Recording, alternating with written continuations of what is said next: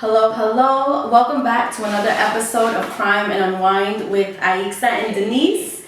This is episode number 9. Hey, 9. yes.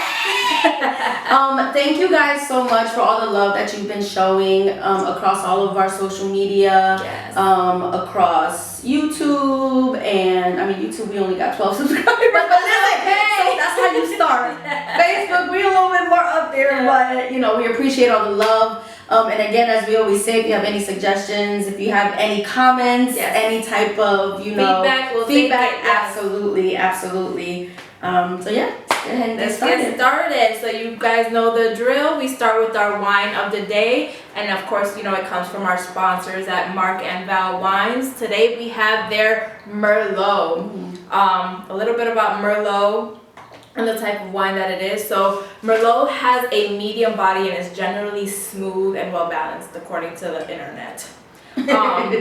We'll find out in our palates, we'll let you know. Its flavor profile includes blackberry, plum, cherry, chocolate, and spice notes. So it's definitely bold, it's definitely full flavored. It's often less tannic than Cabernet Sauvignon with a softer mouthfeel is what they say. So it's a little softer going down. So many people describe the Merlot as an easy drinking wine that can be enjoyed by itself or with food. So we're gonna find out. You ready? Smells good? Yes, it does. Okay. Now keep in mind, it did say that it has hints of chocolate, and this one over here. I don't like the chocolate undertones, and I'm not a fan of it, but again, I'm open to trying it. I'm open to. I don't smell it. I smell spice, but I don't know. Cheers.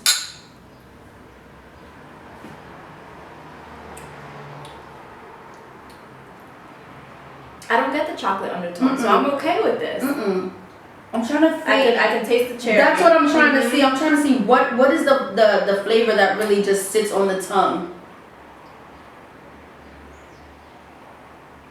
Definitely the tartness of the cherry. Yes. Maybe some plum. The spice notes I don't get, and the chocolate. Do you? Yes. The chocolate I don't get. I like this though. I can enjoy this by itself. It's good. Yep. Another successful one. I like it. Come on. Let's go, MarkandVals. Thank you. Yeah, this one's good. This one's pretty good.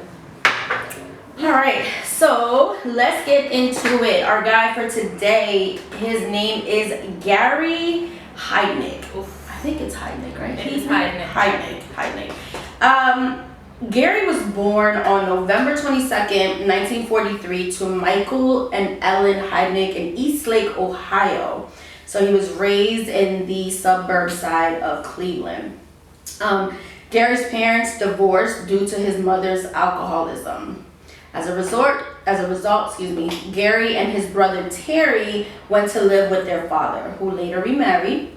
Both boys hated their stepmother, but their father always sided with her when it came to conflicts. I believe Gary also said that he, as much as he hated his mother, he really wanted to love her.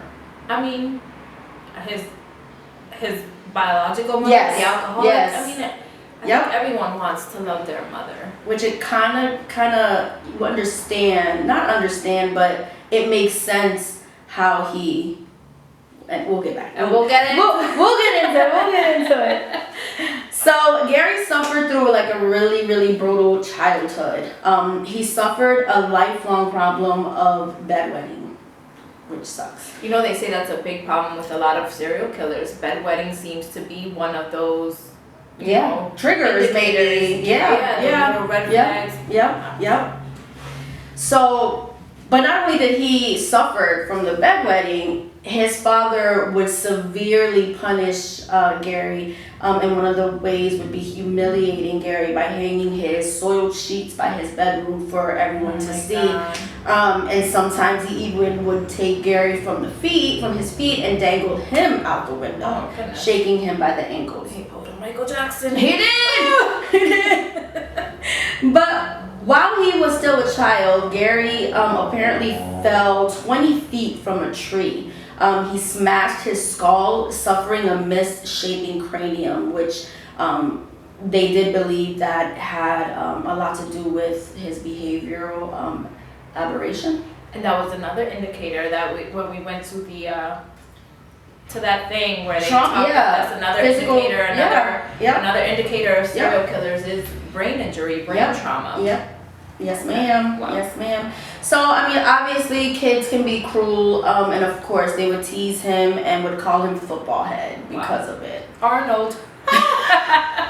I'm sorry, that's not funny. I mean, not for nothing. The same thing popped in my head when I read it. I was like, oh, okay. But in school, he did not interact with his fellow students, so he was very disconnected. Okay. Excuse me. He refused to make eye contact with his fellow, classmates and teachers. Right. When a female student just kind of randomly, asked him, "Hey, Gary, did you get your homework done today?" He yelled at her and told her that she wasn't worthy enough to talk to him. Nonetheless, though, he did perform well academically. He even went to tested really, really well. He had an IQ of 148, which is extremely well. Okay, so he was not dumb. No, extremely intelligent. So Gary did drop out of public high school in the 9th grade. He attended military school. Is that a military school or is that state and military academy? Yeah. Mm-hmm. So it sounds like it was a military school. He was there for 2 years. Leaving before graduation. So he did graduate. No, he did not graduate. He left before he graduated. He left before he graduated. Wow. After another period in school, he dropped out and decided to join the army. Once he was stationed in West Germany, during his time there in the summer of 1962, he was honorably discharged a year after his enlistment, receiving a full disability pension and being diagnosed with schizoid personality disorder. Okay, so he was honorably discharged due to his mental health. Yep. So in 1964, Gary started taking nursing classes in Philadelphia, Pennsylvania. Completing them a year later, he did receive an internship at Philadelphia General Hospital. So even after he was diagnosed with this mental disorder, he was still able to complete nursing school. Which you went to nursing school. I did. So it's not easy. So in 1967, he would purchase a 3-story house. So apparently he was doing pretty good for himself. Mm-hmm. He purchased a 3-story house, renting 2 floors, and he started frequenting the Elwyn Institute, which was a house for the developmentally disabled.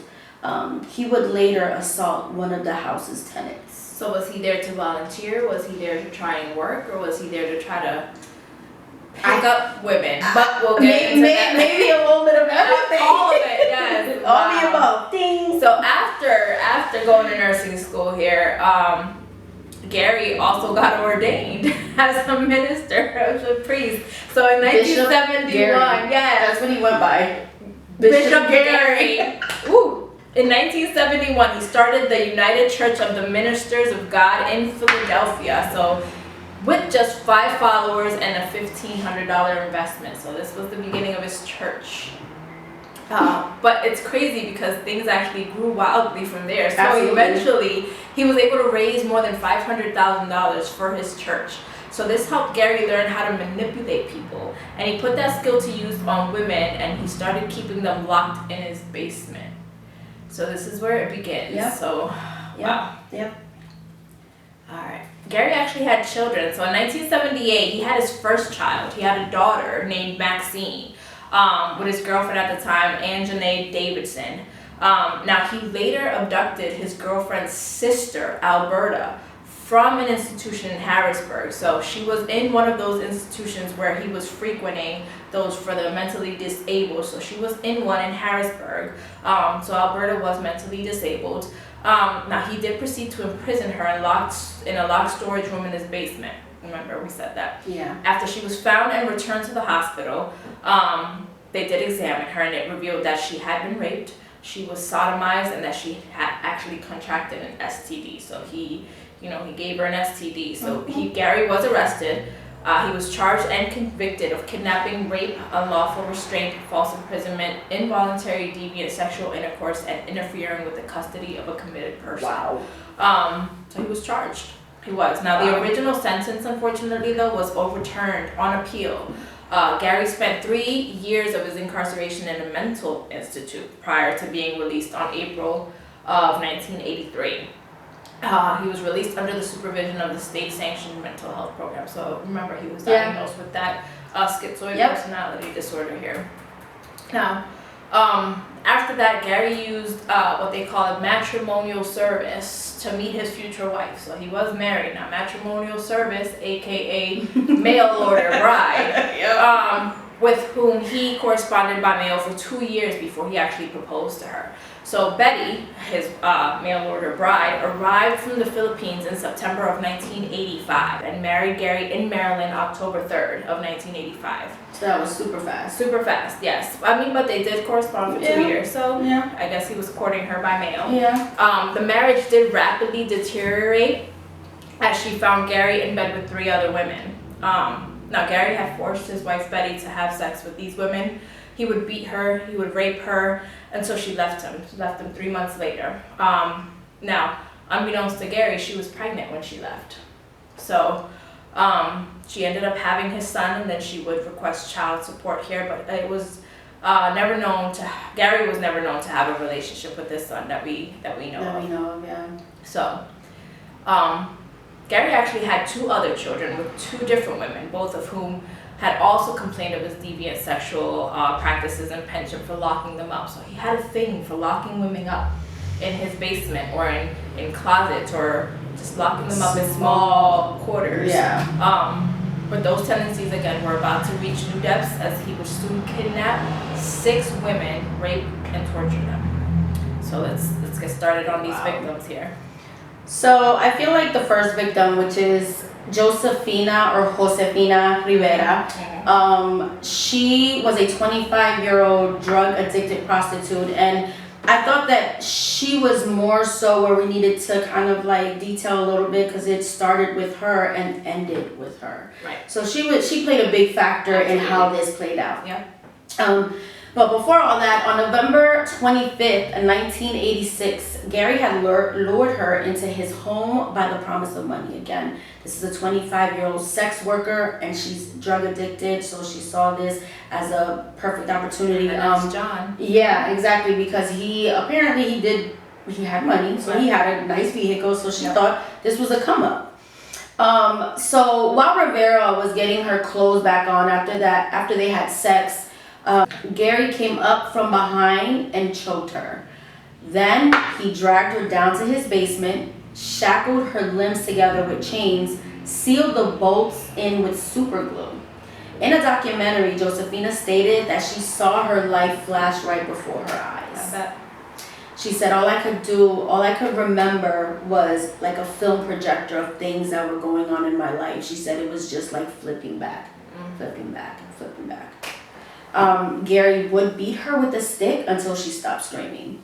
He threw her into this man-made pit made by him, because the pit was man-made by him, boarded it up and sealed her in. The only light that she could see, the only light that seeped in came through a thin crack in the wood covering overhead of this pit. So after, he had abducted Josefina, she was down there, she was being tortured, he wanted to bring a second person in. So his next abduction would be one that he was familiar with.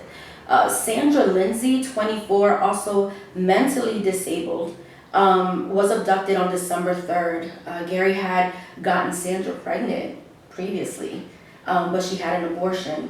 Sandra said that they were friends, right? Yeah. They were friends. Yeah. Oh, yeah. Man. They were friends. Yep.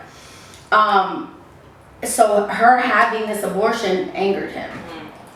So I guess Gary saw her as an easy target where he was already feeling type way towards her, this anger towards her.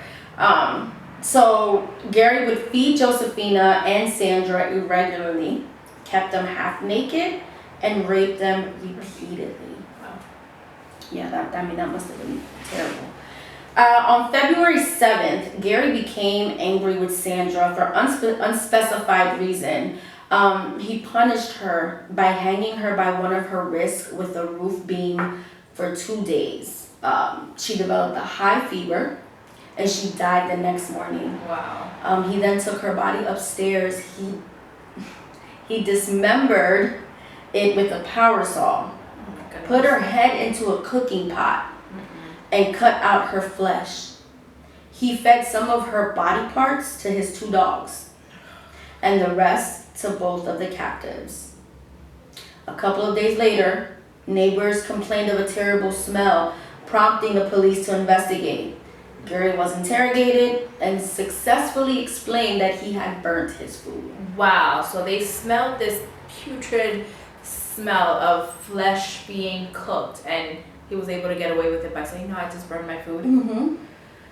Right. Oh, wow. That's insane. Yeah. That's insane.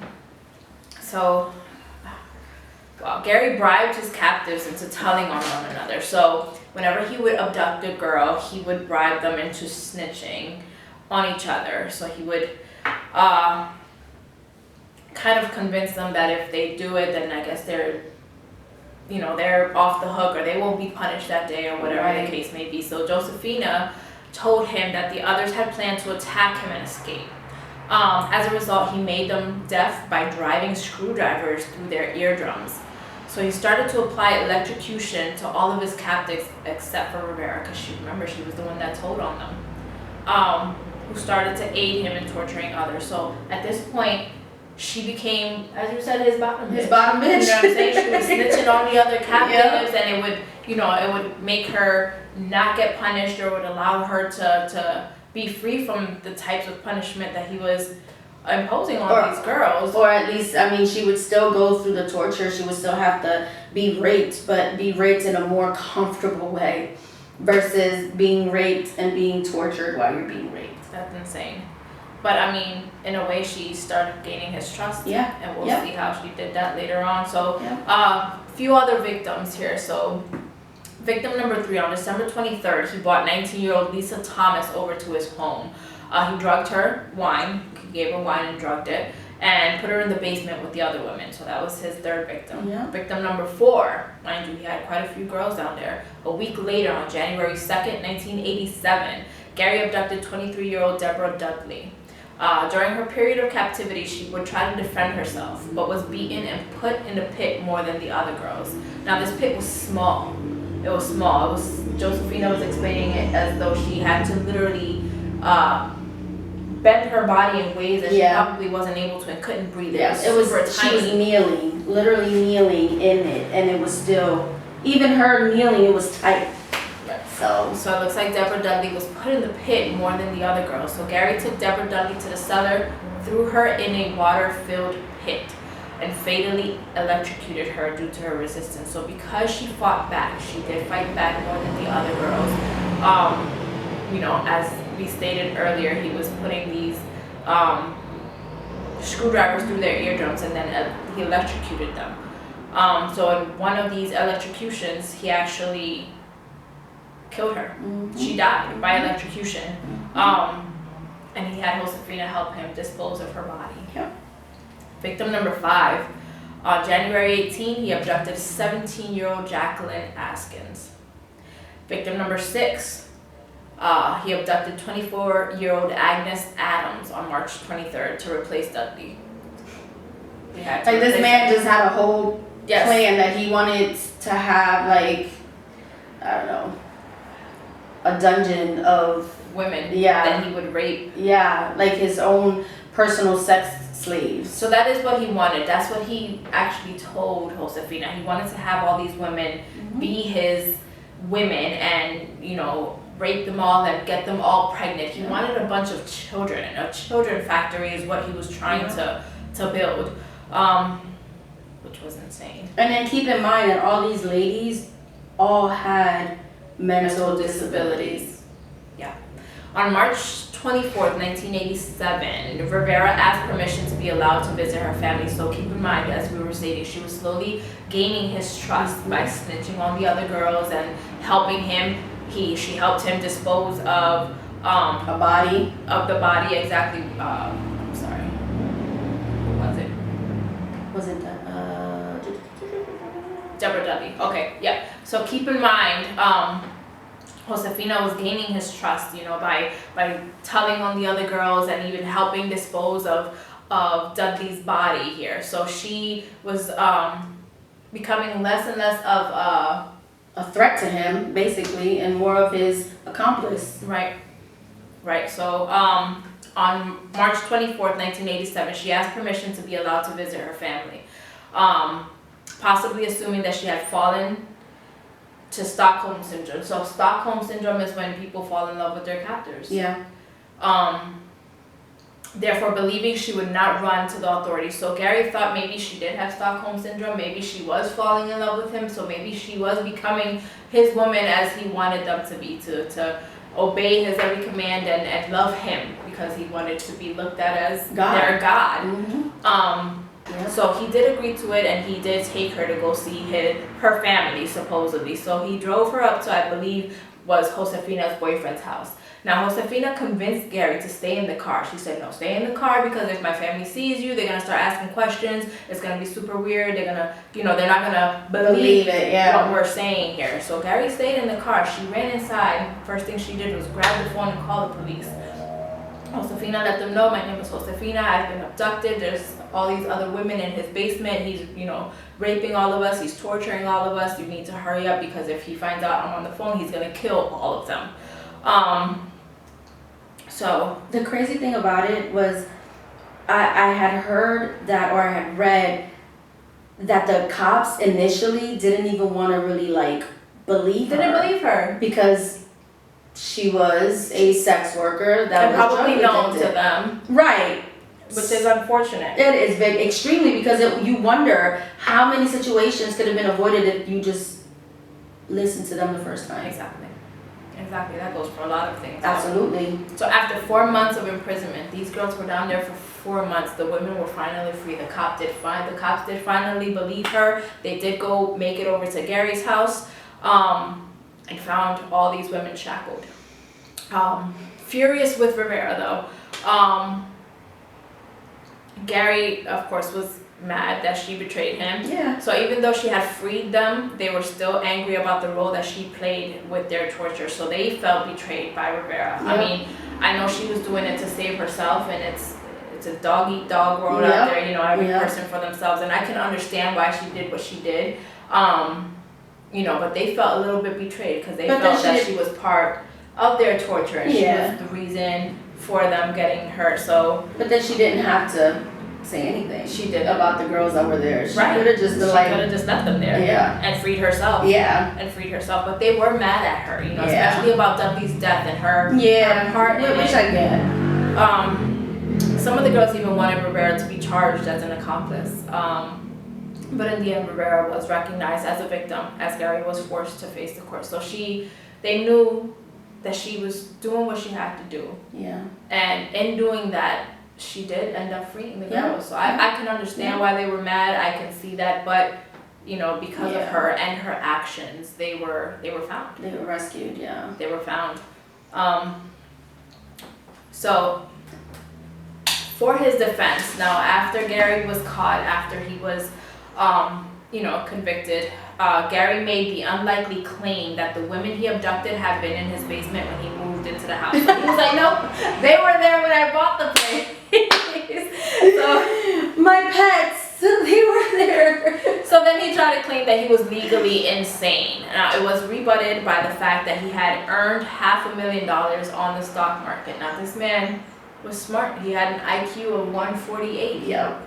Although he did have mental health issues, mental disabilities, he was far from stupid. Mm-hmm. On July 1st, Gary was convicted of 2 counts of first-degree murder for the 2 girls that did die while in captivity. He was charged with 5 kidnapping charges, 6 rape, 4 of aggravated assault, and 1 of involuntary deviant sexual intercourse. And he was sentenced to death. He was sentenced to death for what he did. On December 31st, while awaiting execution, he attempted to commit suicide by overdosing on Thorazine. but he only fell into a brief coma. So it didn't work. It didn't work. April 15th, 1997, Gary was scheduled to be executed by lethal injection at Rockview State Prison in Bellefonte. But last-minute appeal was filed, leading to a hearing to determine his mental competency. On June 25th, 1999, the state Supreme Court affirmed the death sentence. So they were like, nah, he's this guy. July 6th, 1999, Gary was executed by lethal injection at the age of 55. Do you remember what his last meal was? I know it was black coffee. And I can't remember what it was. I can't remember what it was. Because I thought it was so, like, awkward. I was like, that with coffee? Like, ew. But you know what I'm saying? I don't think he's in the mood for a steak and potatoes. But some do. Some do. This. Yeah, some do. This was actually the last execution in Pennsylvania. Yeah. Which is crazy. Gary's infamous legacy in pop culture was secured when he inspired the character of Buffalo Bill in the movie The Silence of the Lambs. Do you remember that? It puts the lotion on his skin. Oh my god, that was crazy. It makes me just want to watch it now. Yes. Now that we, know about this. That's crazy. So as far as like the church members, or Greg's church members, or cult, how some people would call it, they were still very much attending the church. Like they definitely defended him. And so while every news channel was blaring stories about Greg's den of victims and the way that he was abused, his followers kept coming to his house for Sunday services. One of his followers, a man named Tony Brown, he actually helped Gary torture the women. It's crazy, right? Wow, yes. He thought of himself as Gary's best friend. He was there when Gary starved Lindsay to death, and when Gary dismembered the body, Dudley's body, and wrapped her limbs and labeled them dog meat. Tony, however, was mentally disabled. Wow. So this man definitely had a target of audience that he, that he was going for. So he was actually feeding Dudley to the girls. Yeah, he was like putting it in because he was forcing them dog food. He was forcing them to eat dog food, so he would put it in with them with the dog food. So according to Brown's lawyer, so obviously he had to be up for judgment. He was mentally disabled. He was also considered a victim of Gary's manipulation, which is the most terrifying part of the story, which is crazy. Gary wasn't just an unhinged sadist willing to rape, torture, murder, and even cannibalize a basement full of women. He would take advantage of those that mentally challenged and use them to help him. That's crazy. So he manipulated these people. The weak. Gracious, that's insane. And it's unfortunate. I mean, he killed 2 of the women that he held captive, but I can imagine just the girls that did, that were freed. How traumatizing. Absolutely. That was. I mean, I can't even imagine, because they already have so much against him, against them with the disability and things of that nature. To have something so traumatizing happen on top of that, I wouldn't know how to live life. That's insane. I wouldn't know. And I know Josefina was interviewed quite a few times, and I honestly feel like she was just doing what she had to survive. I do too. She was absolutely a victim. Absolutely. Yeah, she was definitely a victim. This is crazy. Well, this man was executed, rightfully so, and I know a lot of people have different thoughts on the death penalty here, but I feel like in this case it was justified. He was a danger to society, and what he did was horrific. Yeah, man, absolutely.